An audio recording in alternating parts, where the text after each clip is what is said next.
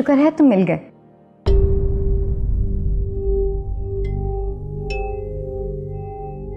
तुम? हाँ मैं।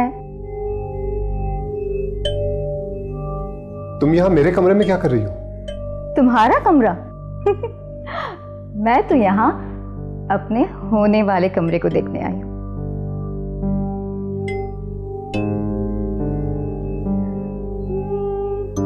ठीक है,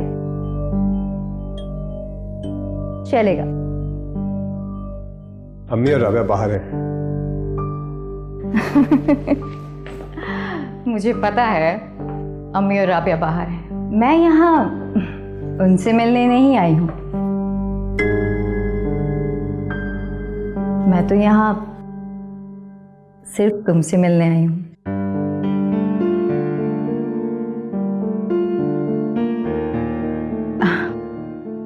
अगर तुम मेरी यूं अचानक सरप्राइज पे हैरान हो तो मुझे तुम्हारा हैरत ज़दा चेहरा अच्छा लगा।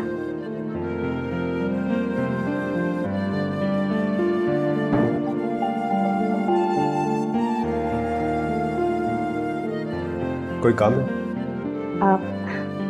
कोई काम? शिरो, मैं बिल्कुल ऐसे